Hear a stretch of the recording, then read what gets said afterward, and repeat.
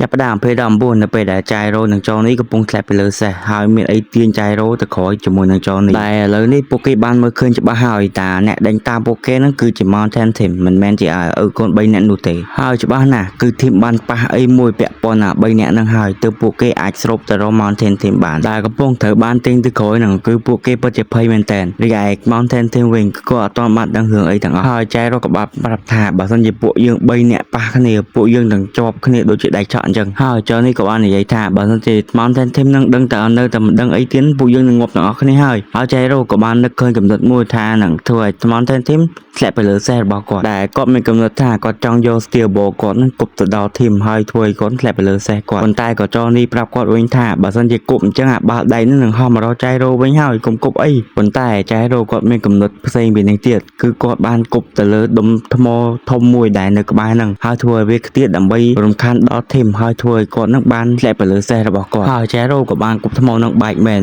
ប៉ុន្តែអ្វីដែលពួកគេមិនដឹងនោះគឺនៅក្នុងថ្មនឹងគឺមានកំទេចដែកតូចៗជាច្រើនដែលពួកគេបានធ្វើឲ្យវាបែកចេញមករីឯចៃរ៉ូវិញគឺគាត់ឃើញអញ្ចឹងភ្លាមគាត់ក៏បានប្រាប់ថាឲ្យចៅនេះនឹងបាំងខ្លួនគាត់ភ្លាមទៅរីឯ Team វិញក៏មិនដឹងអីសោះស្រាប់តែសោកមានកំទេចដែកជាច្រើនហោះចូលកណ្ដាលមុខគាត់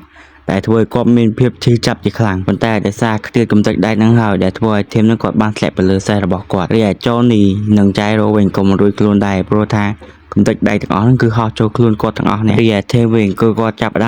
ម្មណ៍ហើយដោយសារតែកំភ្លើងគាត់នឹងធ្លាក់ចុះមកប៉ុន្តែវាបែរជាមិនចុះដល់អីវាបែរជាជាប់នឹងដៃគាត់វិញហើយចូនីក៏និយាយថាវាគ្មានប្រយោជន៍ទេដោយសារតែ Mountain Team គឺបានមកចិត្តពួកគេខ្លាំងពេកហើយចឹងហើយពួកគេត្រូវតែរត់តែ Mountain Team គឺគាត់ចាប់អារម្មណ៍ហោះនៅលើខ្យល់បាត់ទៅហើយដែលពួកគេគឺបានដឹងថាពួកគេគឺកំពុងតែហោះមករកគ្នានឹងឯងដែលបើសិនជាពួកគេមិនធ្វើអ្វីមួយទេពួកគេនឹងរួមចូលគ្នាដូចជាដៃឆក់អញ្ចឹងប៉ុន្តែ Team ក៏បានប្រើថាមពល Stand គាត់ប្រែរាងកាយគាត់ទាំងអង្គទៅជាខ្សែហើយចងជាប់នឹងដុំថ្មមួយហើយក៏បានធ្វើឲ្យចងនេះនឹងចៃរ៉ូភ្ញាក់ផ្អើលមែនតើធីមក៏បានទាញខ្លួននឹងព្យាយាមផ្គុំខ្លួនរបស់ខ្លួនមកវិញដោយសារតែបើសិនជាគាត់នៅយូរពេកអាចនឹងដាច់ខ្លួនរបស់គាត់ហើយឥឡូវនេះធីមក៏ចាប់ផ្ដើមយល់ហើយថាបើសិនជាពួកគេទាំង3នាក់ចូលគ្នានឹងហើយគឺមិនមានរឿងល្អកើតឡើងនោះទេកាត់មកតួឈ្នះនេះ3ក្បាលនេះវិញបន្ទាប់ពីពួកវាឃើញថាពួកគេបានចេញពីគ្នាហើយពួកគេក៏នឹកឃើញកំណត់ផ្សេងមួយទៀតដើម្បីឲ្យពួកវាទៅចូលគ្នាបានចឹងហើយវាក៏បានប្រាប់ឲ្យកូនវាថាទៅកាត់ខ្សែពីអាធីមទៅកុំឲ្យវាចូលខ្លួនវាវិញទាន់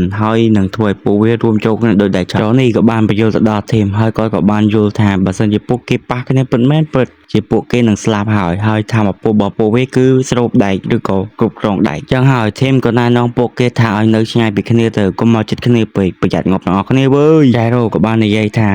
តកោប៊ុំ3ក្បាលហ្នឹងវានេះហើយចុះហើយហ្នឹងស្អីដែរធីមក៏អត់ឆ្លើយទេហើយគាត់ក៏បានទៅសួរទៅលើចៃរ៉ូវិញថាតើបាល់ដែកគាត់កាន់ហ្នឹងគឺជាស្អីគេទៅចៃរ៉ូក៏ឆ្លើយប្រាប់ថាហ្នឹងគ្រាន់តែជាតិចនិចក្បាច់គុណរបស់គាត់ទេមិនបាច់ចង់សួរច្រើនទេហើយចៃរ៉ូក៏បានចង់ដឹងពីប្រវត្តិរបស់ធីមហើយធីមក៏បាននិយាយថាចាំគាត់បញ្យល់កាលពី15ឆ្នាំមុននៅឆ្នាំ1976គាត់មានអាយុ16ឆ្នាំគាត់បានចូលក្រុមទាហានមួយហើយធីមក៏បានចូលរកដើម្បីបើកទីតាំងនៃ map របស់ទឹកដី Arizona ប៉ុន្តែជំនួសឲ្យការរកគ្រោះឃើញអ្វីថ្មីពួកគេបែរជាវង្វេងគ្នាទាំង16នាក់ហើយពួកគេបានចំណាយពេលជាច្រើនថ្ងៃដើម្បីស្វែងរកទឹកបន្ទាប់ពីរកឲ្យជាច្រើនថ្ងៃពួកគេក៏បានទៅដល់កន្លែងមួយនៅប្រទេសឥណ្ឌាដែលគេហៅថា The Wolf's Palm ឬក៏បាតដៃបិសាចហើយក្រុមសមាជិករបស់គាត់ទាំងអស់ក៏បាននាំគ្នាចូលក្នុងកន្លែងនឹងទាំងអស់គ្នាដោយយហោចណាស់ក៏អាចរកឃើញទ្រព្យសម្បត្តិអីមួយដើម្បីយកទៅក្រោយវិញដែរដែលនៅទីនោះត្រីវិស័យគឺគ្មានប្រយោជន៍ទេដោយសារតែនៅក្រោមដីនឹងគឺជាសាច់ដែលធ្វើដំណើរយ៉ាងលឿនហើយវាក៏ជាមូលហេតុដែលធ្វើឲ្យពួកគេវង្វេងដែរយោងតាមជនជាតិឥណ្ឌានៅទីនោះពួកគេបានប្រាប់ថាគឺមានអាចផ្កាយធ្លាក់ចូលទីតំបន់នឹងហើយបានធ្វើឲ្យវាជាប់បណ្ដាសាគ្មាននរណាដឹងថាវាធំប៉ុណ្ណាទេ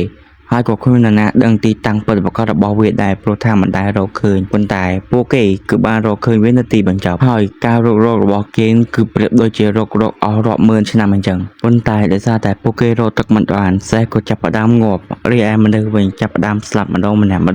ន្តែដោយសារតែជោគវាសនាគាត់នៅថ្លៃជីវិតគាត់នៅរស់បានយូរទៀតដោយសារតែសេះចង់ឲ្យគាត់ងាប់លឿនពេកព្រោះថាអនាគតគាត់ត្រូវដេញវាយចោលនេះតែដែលជាប់នឹងគាត់នឹងគឺវាបានស្រូបជាតិទឹកហើយបន្តចូលគាត់ម្ដង